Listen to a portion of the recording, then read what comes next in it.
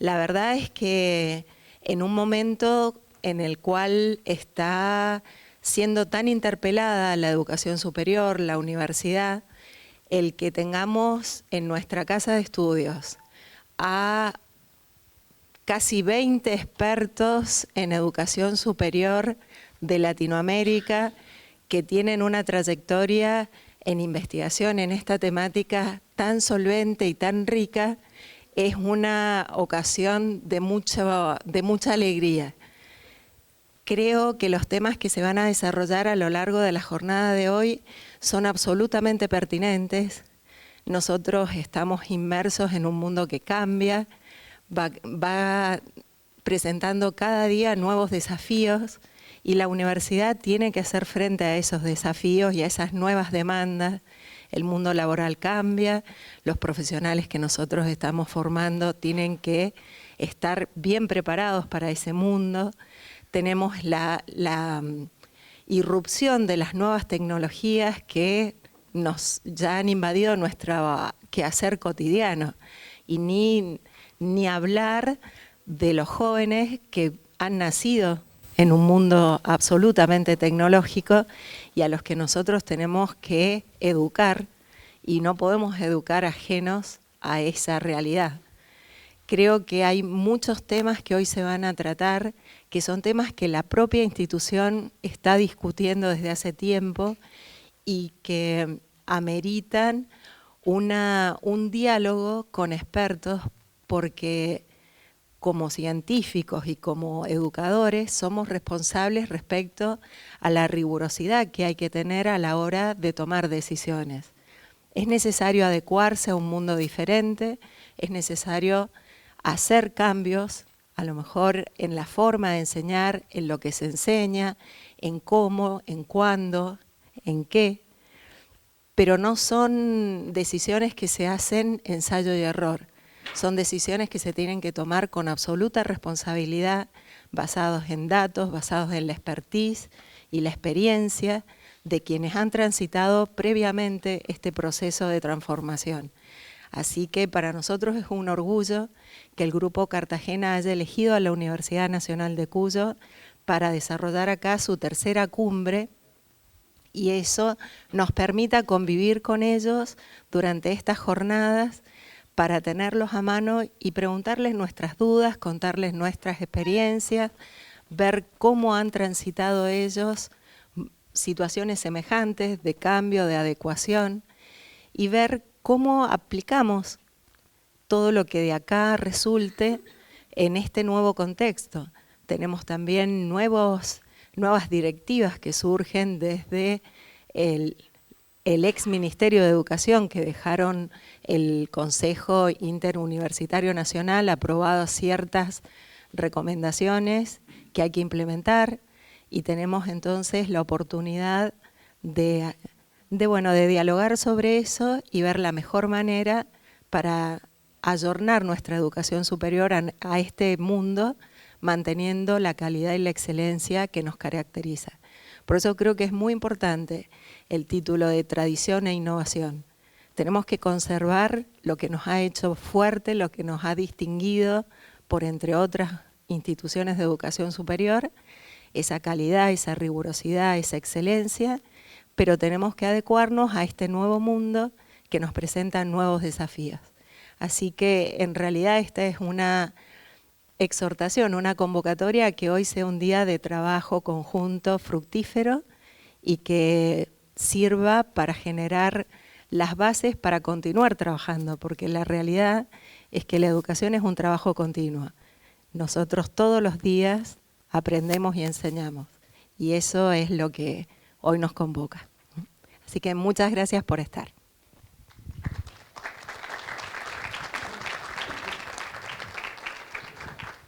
Y ahora, bueno, voy a darle la palabra a quien sabe, porque esa es la realidad. Hoy nos acompaña José Brunner, él nos va a dar la conferencia de apertura, Universidad, ¿cuánto de tradición y cuánto de cambio? La verdad es que nada más pertinente después de lo que les presenté. Creo que tenemos tenemos justamente un experto que viene desde Chile, profesor emérito de la Universidad Diego Portales, director de la Cátedra UNESCO en Políticas y Sistemas Comparados de Educación Superior, y sus principales áreas de investigación son economía política y gobernanza de los sistemas de educación superior, lógicas institucionales de las organizaciones académicas y políticas comparadas en el sector. Ha trabajado con variados organismos internacionales como UNESCO, OCDE, el Banco Mundial, la Universidad de Naciones Unidas, entre otros. Así que le damos la bienvenida a este sociólogo chileno que hoy nos va a hacer reflexionar sobre cuánto tenemos que mantener y cuánto debemos ayornar. Muchas gracias por venir. Muy bien, gracias. Bueno, decía, voy a partir por mirar lo que tenemos en el presente, entre la tradición y el cambio futuro y los desafíos. Lo que tenemos hoy día, particularmente en el terreno de la plataforma institucional en América Latina, es, como ustedes bien saben, un número de más de 10.000 instituciones de educación superior, de las cuales 3.500, por lo menos entre 3.500 y 4.000, son universidades. Luego hay estas otras 6.000 y tantas instituciones no universitarias de educación superior, clasificadas por la forma como cada país clasifica a sus instituciones. Esta es una suma difícil de hacer porque en realidad, aunque parezca increíble, todavía no hay en América Latina una cifra que uno con total tranquilidad pueda decir esto es el mundo de la educación superior desde el punto de vista institucional en América Latina, ¿no? En algunas partes, en algunos países, la distinción entre lo universitario y lo no universitario es bastante borrosa. En otras partes, la distinción estatal-no estatal es también relativamente ambigua. Tenemos una matrícula en toda América Latina de alrededor de 27 millones de estudiantes, de acuerdo a las últimas cifras de la UNESCO, que es interesante para quienes, cuando yo partí mi carrera de investigador en materia de educación superior y conocía las cifras que entonces era difícil de obtener para toda América Latina, la CEPAL publicaba, Germán Rama publicaba unos interesantes estudios sobre la educación superior. Y siempre recuerdo yo la cifra del año 1950, América Latina tenía 75 universidades y tenía un total de 250.000 alumnos. Es decir, menos universidades había en el conjunto de América Latina que en la mayor parte o buena parte de los países actuales de América Latina, y los estudiantes, bueno, hay hoy día varias universidades en América Latina, 2 por lo menos, que tienen más de 200.000 estudiantes. Entonces, efectivamente, este es un mundo como aluvional, porque ha crecido a lo largo, en fin, de 75 años, de esta manera. Tenemos una tasa de participación bruta hoy día de alrededor del 56%, según las últimas cifras, otra vez disponibles de la UNESCO, lo cual incluso hace 10 años, si a uno le hubiesen dicho, mira, en realidad en el promedio América Latina va a tener una tasa bruta de participación superior al 50% y por lo tanto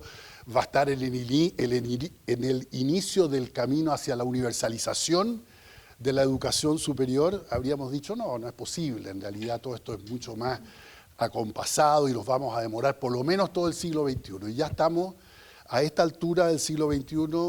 con que por lo menos 1 de cada 2 estudiantes, de acuerdo a esta manera de calcular, está efectivamente accediendo a la educación superior. Y por cierto, las diferencias de acceso, cuando uno las mira por cualquier indicador, pero particularmente por los quintiles de ingreso de los hogares, alcanza, digamos, el quintil 1 una participación de alrededor del 15%. Eso puede llegar en algunos países a más de 1/3, o sea, por encima de 33% del quintil 1, y ustedes saben que en términos de tasa bruta de participación hay un par de países de nuestra región que están en torno al 90% y tienen una tasa de participación superior a la del promedio de los países de la OCDE que tienen, no sé, 80% de participación. Y el otro, claro, fenómeno muy característico de América Latina y del cual seguramente vamos a estar hablando durante estos días, es el de la participación de la matrícula privada.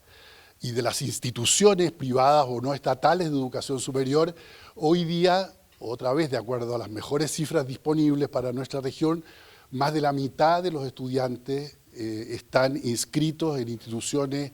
universitarias y de educación superior no universitaria de carácter privado, ¿no? Y sabemos que dentro de lo privado, igual que dentro de lo estatal, y eso más importante que la cifra propiamente, es esta consideración de que además la diversidad está dentro de los sectores, o sea, esta diferenciación que más bien por razones polémicas hacemos muy fuertemente en América Latina entre lo estatal y no estatal, la verdad es que tiene a su interior, en los dos lados, en los dos sectores, una enorme diferenciación, ¿no? Y uno basta recorrer, y quienes hay aquí, hay varios de mis colegas que conocen igual que yo o mejor que yo la realidad de las instituciones de educación superior en América Latina y la diferencia que hay entre universidades estatales, para hablar ahora solamente de las universidades, que es a lo que me voy a referir más bien en esta charla. Las diferencias al interior de, por ejemplo, las universidades estatales es enorme, entre universidades metropolitanas y regionales, entre universidades estatales altamente selectivas y con baja selectividad, en términos de las áreas de conocimiento cubiertas por cada uno, por la complejidad de las instituciones, muchísimas diferencias, y todavía probablemente más aguda es la diferencia, dependiendo de qué dimensiones uno considere, entre las instituciones privadas. Pero qué duda cabe, una que adquiere creciente importancia es el de instituciones privadas con y sin fines de lucro, que ahora tenemos masivamente en América Latina. Tenemos en Brasil una participación de la matrícula privada fundamentalmente en instituciones con fines de lucro,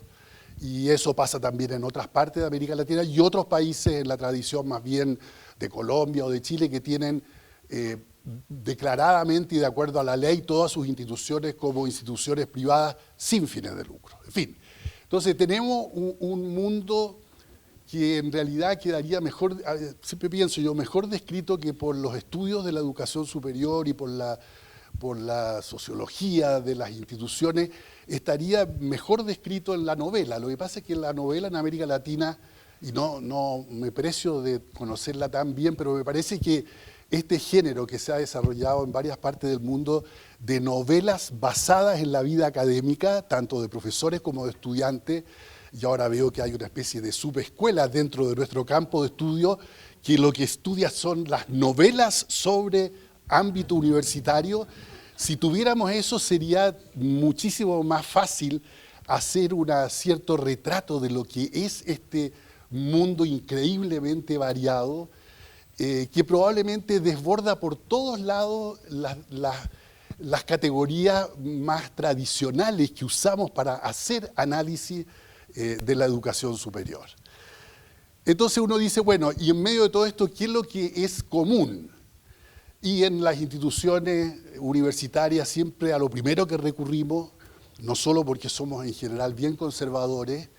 sino que además porque la universidad es una institución tan antigua y conservadora de sus propias tradiciones, recurrimos a las tradiciones. Y ciertamente que hay un conjunto de tradiciones a las cuales por lo menos la autoconciencia reflexiva de los profesores recurrimos un poco a este tipo de tradiciones como las que allí aparecen, que las invocamos para, a veces un poco mitológicamente, para justificar determinado tipo de cosas, otras veces porque efectivamente nuestros discursos a lo menos dependen en buena medida de este tipo de tradiciones. Nos preciamos en las universidades de investigación particularmente de estar situados en la tradición humboldtiana, y entonces tenemos, cada cual en nuestros países tiene una cierta interpretación de qué es lo que va a entender por tradición humboldtiana, pero por lo general tiene que ver con esta idea de que la universidad es fundamentalmente la casa de las ciencias y que la universidad, la investigación y la docencia tienen que ir estrechamente relacionadas entre sí, por lo menos en el plano discursivo y normativo solemos decir esto. Interesante sería conversar sobre cuán real es, por ejemplo, esta convergencia entre docencia e investigación en el pregrado de las distintas universidades en América Latina, si tiene alguna realidad o no. Otra cosa que es muy propio de esta tradición es una cierta tradición de lo público que viene de la vieja idea de Humboldt y su grupo del servicio de la universidad. Ellos, claro, tenían un término que solo los alemanes lo pueden aprovechar, que es el Kulturstaat, que es el estado de cultura, que es algo que nosotros no es nuestra noción de estado, ¿no? Yo siempre cito una frase de Schleiermacher, que era otro de este grupo, el teólogo famoso protestante, que era del grupo de von Humboldt,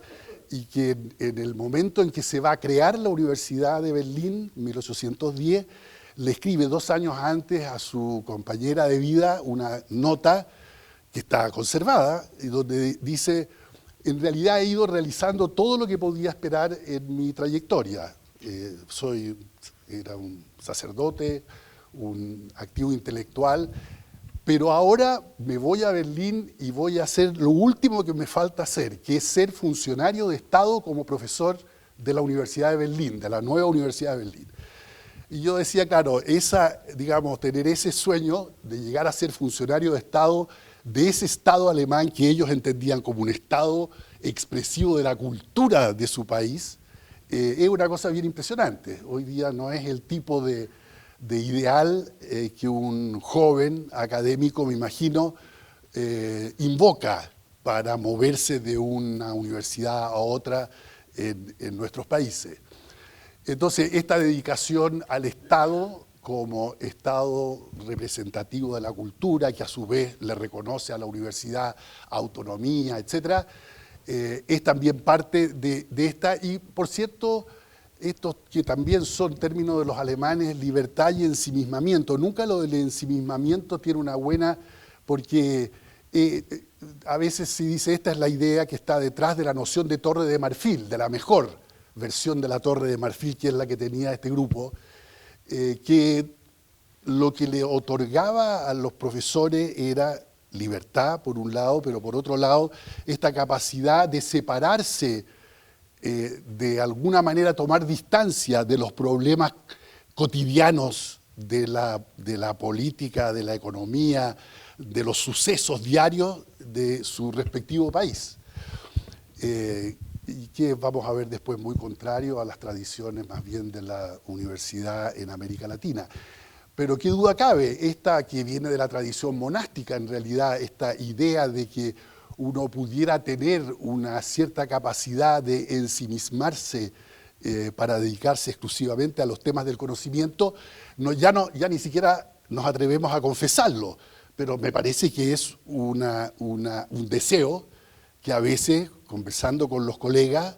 en la academia, está presente, sigue estando presente esta idea. Mire, en realidad, sobre todo a medida que pasan los años, uno dice, sí, en realidad me gustaría que la universidad tuviese una dimensión, por lo menos, de Torre de Marfil. Es decir, que estuviese ensimismada respecto de los problemas que plantea el conocimiento como tal, nuestras propias disciplinas en cualquier campo en que estemos trabajando en la investigación. Entonces, hay universidades que tienen esta tradición. La tradición napoleónica, esa es muy citada, creo que Simón Schwarzman también escribió sobre esto hace muchos años. O sea, aquí sobre todas estas cosas es muy difícil hablar porque varios de los colegas que están presentes han escrito sobre estas cosas y yo por lo menos he aprendido de muchos de ellos, y esta idea de que la tradición napoleónica altamente profesionalizante, de escuelas dedicadas fundamentalmente a la formación de abogados, médicos e ingenieros, sigue siendo una idea que está en el núcleo de la universidad casi en cualquiera de nuestros países, ¿no? que va acompañada, por cierto, de otros rasgos. Yo ahí destaco uno que es, en este caso, la separación formal de investigación y docencia, que era muy propio, digamos, de esa universidad. Luego, este concepto un poco administrativo de la universidad como coordinadora del conjunto de las instituciones de educación del país, Yo siempre recuerdo en Uruguay, una de mis primeras discusiones era cuando se estaba empezando a implementar los programas de aseguramiento de la calidad, haber discutido con colegas de la Benemérita Universidad de la República de Uruguay que decían, bueno, pero en realidad, ¿qué es esto? Esto es una locura completa. Acá, la Universidad de la República es la única que puede legítimamente aspirar a no solamente hacer la acreditación de alguna universidad que se vaya formando en el país, sino de mirar y coordinar al conjunto del sistema, que era la idea napoleónica. Efectivamente, la universidad imperial no era una universidad para hacer clases, era una universidad para coordinar, como una suerte de ministerio, al sistema educacional, y eso está presente, por ejemplo, en la legislación chilena también, cuando se creó la Universidad de Chile, tenía de alguna manera esta idea. La idea norteamericana, que otra vez nos cuesta a veces más reconocer, sin embargo está completamente presente en la idea de la Research University latinoamericana, la que se supone son las mejores universidades de acuerdo a los rankings internacionales, ahí siempre donde aparece la Universidad de San Pablo y Campina, y aparece la Universidad Nacional aquí en Argentina, la de Buenos Aires, y aparece la UNAM, y aparece la Universidad de Chile y varias otras. Bueno, en realidad, como además una parte de su núcleo de profesores, Clark decía, la oligarquía académica de muchas de estas universidades viene de buena formación en universidades norteamericanas, Research Universities americanas, o su equivalente en Europa, tienen un poco esta idea de que la universidad efectivamente hoy día en los países, nuestros países en América Latina, requieren tener algo de esa tradición, que es la tradición alemana, en realidad llevada a Estados Unidos y desde Estados Unidos hoy día muy presente en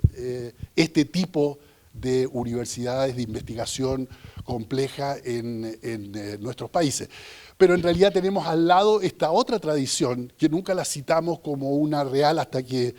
Andrés Bernasconi, que está aquí, junto con Claudio de Moura, creo, me recuerdo, a comienzos de los años 2000, hizo un estudio sobre, esto era para el BIT, un estudio sobre el modelo de los community colleges y cómo podría interesarle a América Latina tomarse en serio y discutir ese modelo,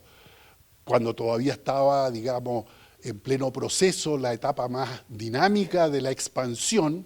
Bueno, había esta idea, mire, en realidad no tenemos por qué pensar que la expansión la vamos a poder hacer y la debemos hacer en América Latina nada más que con universidades, mucho menos con puras universidades de investigación o universidades complejas. Miremos también este otro esquema de los community colleges y de hecho, bueno, los centros de formación técnica o tecnológica en cada país tienen distintos nombres, van un poco en relación con esa idea o algunas de nuestras universidades regionales son también muy dependientes de este modelo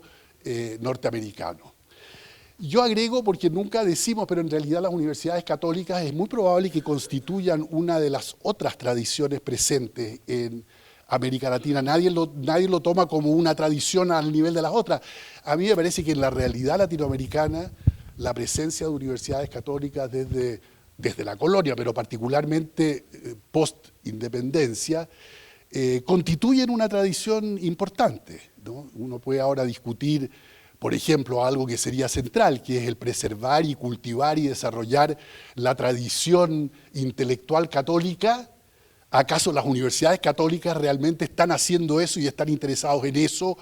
O, de acuerdo a la idea más bien de mi juventud, cuando estudié en la Universidad Católica tenía que ser, como decíamos los estudiantes, ante todo una auténtica universidad y dedicarse realmente al cultivo de las disciplinas. Y entonces luego venía un problema, cómo las disciplinas dialogan con la fe, etc. Bueno, aquí hay varios ex estudiantes de universidades católicas que podrían perfectamente hacer esa discusión. Pero no cabe duda que dentro del mundo privado, y yo creo que Dan Levy, que nos enseñó a muchos latinoamericanos desde Estados Unidos a hacer estos tipos de estudios de universidades privadas, aparecía la importancia efectiva que tenía la tradición católica, ¿no? Y por último, cómo no mencionar la reforma de Córdoba y la tradición de Córdoba más que la reforma, que tiene una presencia muy fuerte, como lo vimos recientemente al cumplirse los 100 años de la reforma de Córdoba, el año 2018, se publicaron, no sé, miraba el otro día, hay por lo menos 10 o 15 libros importantes publicados en torno a la reforma de Córdoba, a lo que ella fue, pero sobre todo cómo se distribuyó por América Latina y cuáles son sus principios y la ideología que rodea todo esto, que es una tradición muy importante otra vez, por lo menos en la reflexión de las universidades estatales, donde tiene más peso obviamente que en las instituciones privadas. Pero hay una cosa que cruza, digamos, y que en realidad yo pensaría que es el rasgo más típico de lo que uno podría proyectar desde la reforma hasta hoy día, que es esta idea de que los estudiantes universitarios son una primera línea en la política de cambio y a veces de revolución en los países. Esa idea específica, yo no tengo por especialidad el estudio de los estudiantes y del movimiento estudiantil, pero me parece que yo no he visto en la historia, por ejemplo, moderna del siglo XX y XXI de las universidades en otras partes del mundo, una tradición tan fuerte de idealización del compromiso político de los estudiantes, y los estudiantes no tanto como actores internos en las instituciones, sino que como actores en la sociedad civil y en la esfera política, ¿no? Y esa idea, los que pasamos por momentos clave del reformismo universitario en América Latina, y yo pertenezco a esa generación del 67-68, donde en varias partes de América Latina tuvimos expresiones muy fuertes e intensas de movilización estudiantil, estaba presente, no necesariamente nombrada como en la tradición de Córdoba, pero estaba presente en nuestra conciencia, digamos, de estudiantes provenientes por lo general de familias burguesas o profesionales o de élite de las respectivas sociedades, respecto de que en realidad la universidad tenía que ser esto que llamábamos en Chile la conciencia lúcida de su época, que es una frase en realidad que viene de Karl Jaspers, pero esa idea y que nos llevaba a definir estudiante universitario es igual militante político comprometido con el cambio social. Eso es algo, yo creo, muy potentemente latinoamericano, ¿no? y que vale la pena tenerlo presente a la hora de la discusión de cosas comunes, porque no en todas nuestras, no sé, casi 4.000 universidades, pero en muchas de ellas subsiste esta idea del movimiento estudiantil. Y luego, por cierto, toda la discusión tan fuerte en América Latina sobre la autonomía, fuerte porque a veces ha sido tan acosada, la autonomía ha sido tan aplastada por regímenes autoritarios, por dictaduras, por caudillos políticos. Hay una discusión enorme, creo que Argentina debe ser de los pocos países que además habla de autarquía, según entiendo, no sé, por lo menos en algún momento en la Constitución estaba la idea, la autarquía financiera, ¿sí? Que claro, eso es una de las cosas que está precisamente ahora en discusión, así que no voy a entrar yo en un tema tan delicado como ese, pero lo otro que deriva de esta tradición es esta idea de lo que Medina Echavarría, que fue uno de los primeros sociólogos español él, pero latinoamericano en realidad, dedicado al estudio de la educación superior, hablaba de un trío de tipos de universidades y la que él analizaba con más sentido crítico era la universidad militante, que él definía como aquella que se confunde con los ruidos de la calle, ¿no? Que era una universidad completamente abierta a los ruidos de la calle. A mí me pareció, porque ahora que la calle está tan de moda, digamos, en la conversación política y los grupos de indignados, etcétera, bueno, esta es la universidad que vive en función, digamos, uno de sus ejes, es este eje que la vincula a la idea del cambio político en la sociedad. Otra manera de entender lo común sería mirar las distintas lógicas al interior de las instituciones, y como esto conocen bien, nada más que las menciono, porque, digamos, la idea de por qué mencionarlas así como lógicas que operan en la organización ahora de las universidades esta colegial, que es la propia de nosotros los académicos, que discutimos horizontalmente sobre ciertos temas que son donde nosotros somos la autoridad, cómo definir el currículum, cómo investigar, qué es lo que investigar, qué métodos, etcétera, etcétera. Esa es la lógica colegial que tratamos de proteger los académicos, pero al lado de ella sabemos bien, en América Latina la lógica política internamente en las universidades, la competencia por el poder, la lucha entre los estamentos, la votación para elegir autoridades, etcétera, tiene una fuerte presencia. La lógica burocrática, en el mejor sentido weberiano de la palabra, cada día tiene una influencia mayor,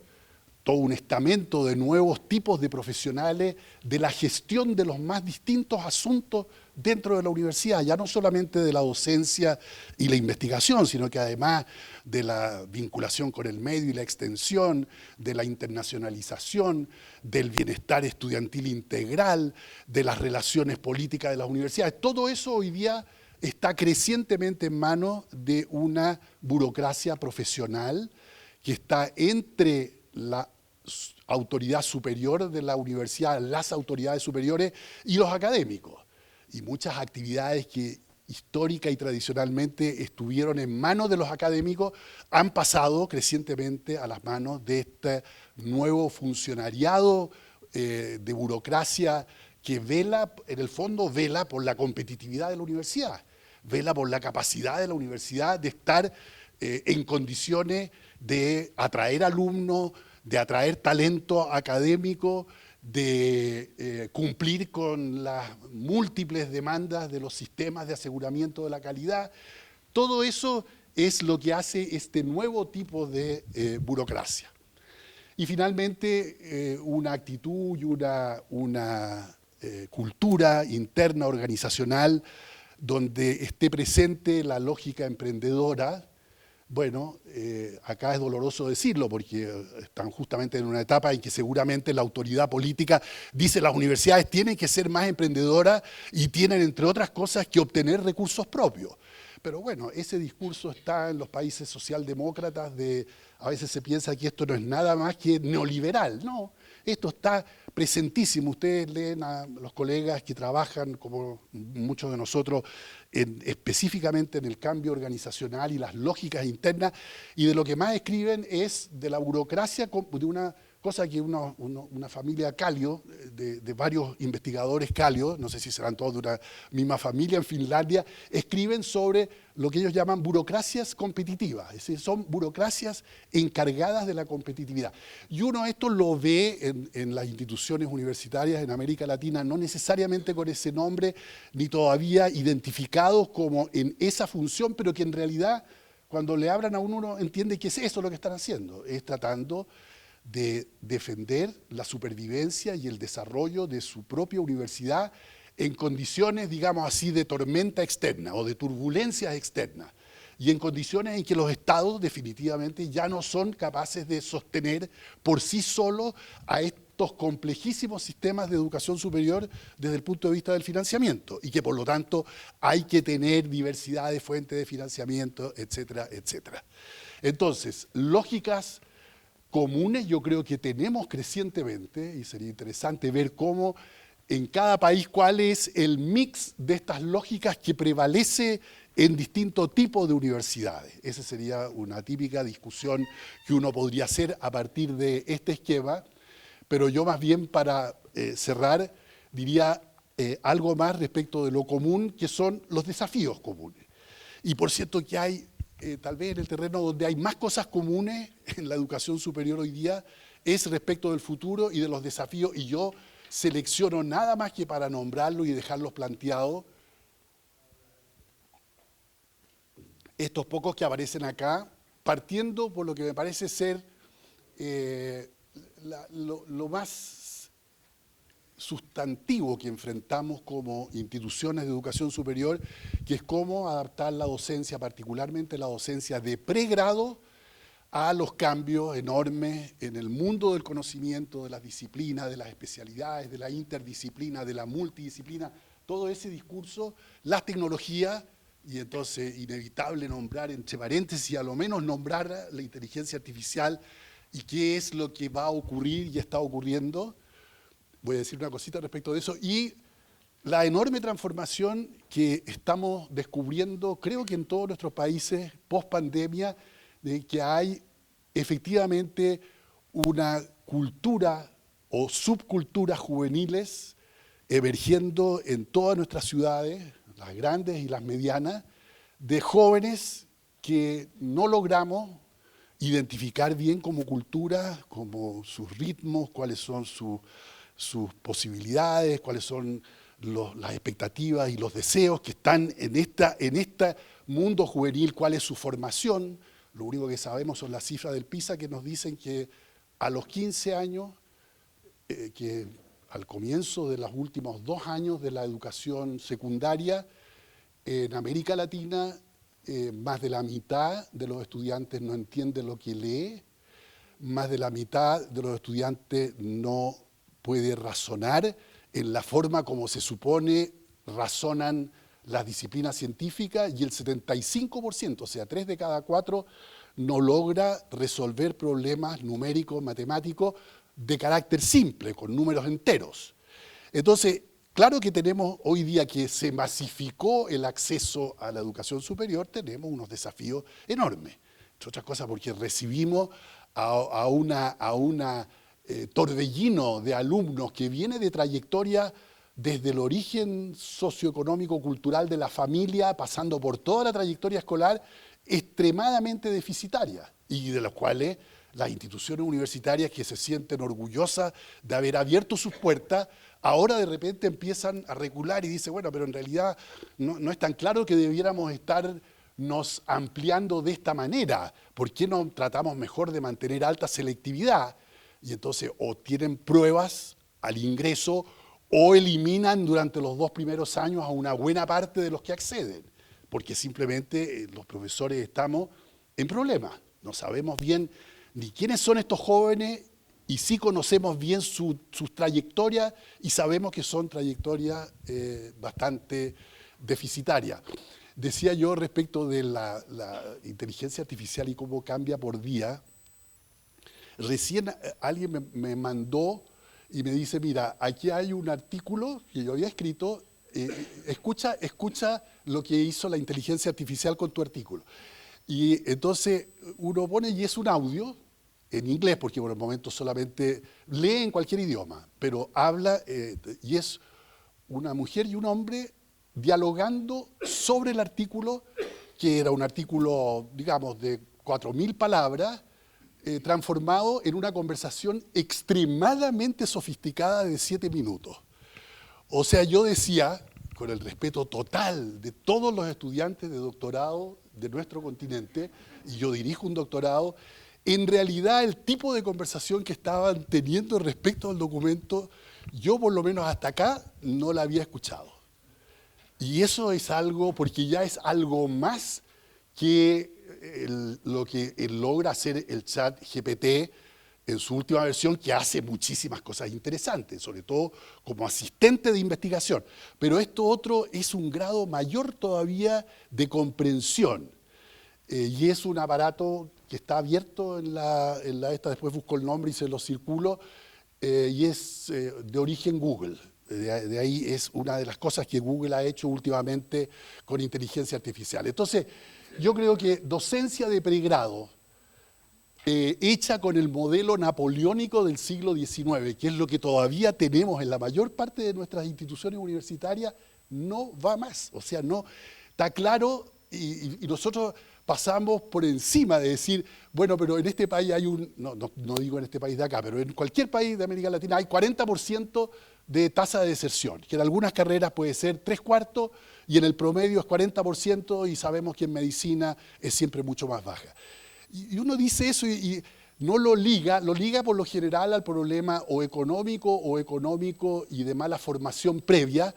pero no lo toma nunca como un problema completamente presente para lo que hoy y mañana van a hacer las universidades, porque efectivamente es insoportable tener tasas de acceso que son ya semi-universales, para luego tener una pérdida también medio universal de estudiantes que se nos van en los 2 o 3 primeros años. Y los que no se nos van, yo siempre digo eso por experiencia propia, para no cargar con nadie, Yo tengo la impresión de que más de la mitad de los alumnos que van a un curso presencial que yo hago están desertados de esa clase por lo menos. Es decir, están detrás de las pantallas mirando y pensando en otras cosas. Y no hay ninguna estadística nacional que incorpore eso a la deserción, cuando en realidad, desde el punto de vista estricto de los procesos de enseñanza y aprendizaje, esa parte de los jóvenes no está presente. Ya no es un alumno activo como el que imaginábamos cuando teníamos universidades de élite con una tasa de participación, no sé, del 15% a nivel nacional. Entonces hay algo, digamos, que repensar muy en serio, creo yo, con la educación de pregrado. Y lo otro, modalidades de gobierno. A mí siempre me encanta nombrar ese tema en Argentina, porque Argentina nos legó a todos la herencia de Córdoba, y tal vez también Córdoba, como el viejo pregrado, no tiene ya mucho que aportar esto. Yo sé que es herético, pero no tiene mucho que aportar a cómo imaginar la gobernanza de las instituciones complejas de universidades que tenemos en América Latina. La idea de que en realidad es la pura dimensión o la pura lógica política la que tiene que conformar los gobiernos de las universidades, probablemente a las universidades que lo adopten y lo hagan en serio, son universidades que se van casi inevitablemente a ir quedando atrás en muchos planos. Simplemente por no incorporar en la gobernanza de sus propias universidades las otras lógicas que están pugnando por expresarse en las organizaciones universitarias, la burocrática, la emprendedora, la autoevaluativa, en fin, todas las que yo acabo de nombrar. Y cómo uno arma gobiernos que sean efectivos y eficientes desde el punto de vista del cambio y de la legitimidad de la estructura de gobierno es efectivamente un enorme desafío, ¿no? Y mientras más grandes y complejas las universidades, más difícil es el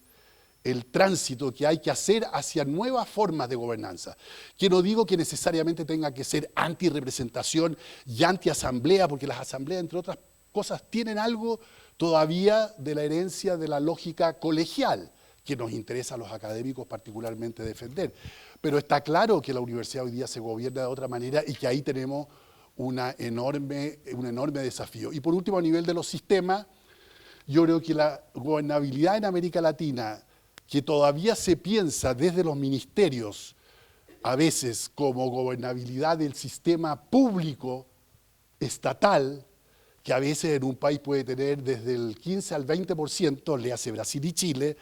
hasta a tener, digamos, el 80% de los alumnos, pero pensar solamente en un continente donde en promedio más de la mitad de los estudiantes está en instituciones no universitarias de educación superior, pensar la gobernanza sistémica como la gobernanza de lo público y de los bienes públicos y del financiamiento de esos bienes públicos, es una cosa que otra vez no hace ningún sentido. Y en parte el crecimiento desbocado en distintos momentos, porque fue mucho más desbocado hace 20 años en Chile que en otras partes, y hoy día es más desbocado probablemente en un país como Perú que en otros de América Latina, el crecimiento llamado salvaje de los mercados, particularmente del mercado de oferta de programas de pregrado y de estudiantes de pregrado,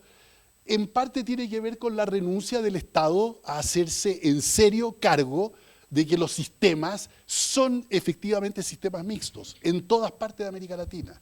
Y donde no lo son es por condiciones muy especiales del cuadro político, le hace el caso de Cuba, donde el 100% de la matrícula es estatal. Pero digo, incluso ese país, si pensara a 10 o 20 años plazo, tiene que pensar en un régimen mixto, porque va a terminar teniendo, como todo el resto de América Latina, un régimen mixto, ¿no? Y los países que tienen menos participación, digamos 25% o menos, ya son la minoría en América Latina de matrícula privada. La mayor parte va hacia tener 50-50 y en varias partes de América Latina, ya por lo menos 6 o 7 países, más del 50% de la matrícula es no estatal. Y por lo tanto, hacer políticas para la educación superior, dado que los estudiantes que van a las instituciones no se dividen entre estatales y no estatales, sino que se dividen, por ejemplo, por quintiles de ingresos. Pero ¿dónde están los, después Simón o Renato sabrán decir dónde están los estudiantes pobres en Brasil. Lo más probable es que masivamente no están en las mejores research universities del Brasil, ¿no? Entonces, yo creo que ahí los gobiernos están totalmente desafiados y la estructura de la gobernanza latinoamericana de las universidades se ha quedado muy atrás respecto de esta enorme diversidad y cambio de las lógicas, y eso se expresa en estos dos grandes temas que no logramos combinar, que son cómo vinculamos expansión con equidad y empleabilidad, porque hemos hablado durante 30 años cómo combinar expansión con equidad, para llegar luego a la conclusión de que uno puede tener un sistema de acceso universal, es decir, totalmente expandido, incluso con una tasa de participación relativamente importante del quintil 1, este es el caso de Chile, pero donde los problemas de empleabilidad se transforman crecientemente en la cuestión políticamente a nivel nacional más importante de la educación superior. Es qué pasa con esta masa de jóvenes profesionales y técnicos que egresan cada año de las instituciones y que no encuentran nada a la altura de las expectativas que se formaron. Entonces, el discurso neoliberal es decir, bueno, allá ellos, esas eran sus expectativas, que ajusten sus expectativas en el mercado, ¿no? Y entonces, cuando las tasas de desempleo juvenil de jóvenes adultos es muy alta, y cuando las remuneraciones en promedio están bajando para ese grupo, y como ya no hay marcha atrás, en el sentido de que una vez que uno se expandió, no va a volver atrás con la matrícula, no es que vaya a cerrar a las universidades, ni tampoco es fácil imaginar grandes traspasos del universitario a lo no universitario, porque efectivamente las expectativas de los jóvenes siguen ligadas al valor de estatus y al valor de prestigio cultural y social que tiene el título universitario. Y eso nos pasa en muchos países. Entonces, ¿cómo armar bien esta tríada entre expansión, equidad y empleabilidad? Es un gran problema. Y el último, para no escabullir el problema que se está discutiendo acá, pero también se está discutiendo, me imagino yo, con el nuevo gobierno en México, y se va a discutir con las campañas políticas ahora en Chile, que es el del financiamiento de la educación superior. Es decir, cómo hacen los estados para financiar esta complejidad institucional que ha emergido. ¿Cuánto financia instituciones? Financia también instituciones privadas, como ya está ocurriendo de decenas de distintas maneras. Se crean sistemas más robustos de créditos estudiantiles. ¿Y qué tipo de créditos? Para no terminar en desastres como el que terminamos ya hace varios años en Chile, con una enorme masa de jóvenes endeudados y sin capacidad de devolver los créditos que adoptaron. No digo todos, pero una partecilla de ellos sí está en ese problema. Entonces, estos temas de cómo se financia una educación superior masiva hacia universal,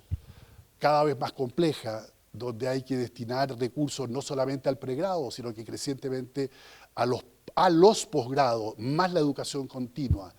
y crecientemente bajo la presión de que una parte por lo menos importante de las universidades debieran transformarse en instituciones humboldtianas, donde existe investigación y docencia. El costo de todo eso es muy probable que no lo soporte hoy día ninguna de nuestros gobiernos, y no gastan poco en educación superior. Ustedes han visto, Chile, Colombia, y no me recuerdo cuál tercer país, gastan más de 2 puntos del producto entre gasto público y privado, y aún así no les alcanza. Y aquellos países donde solamente financia el Estado, cuando el Estado es muy poderoso, como en los países nórdicos, gastan un poco menos de 2%, ¿no? 1.5 a 1.9. El promedio de la OECD del gasto estatal es 1.5. Cada uno de nosotros puede hacer la traducción sencilla a la realidad de su propio país y darse cuenta de que en realidad, con el financiamiento que hay, cuando uno transforma el producto en gasto por alumno en dólares comparables, el gasto en América Latina es bajísimo todavía, a pesar del enorme esfuerzo para llegar a gastar en torno a 2 puntos del producto. Entonces, hay una crisis estructural, como suele decirse, en el financiamiento de la educación superior. Ahí lo que yo quería presentarles. Muchas gracias.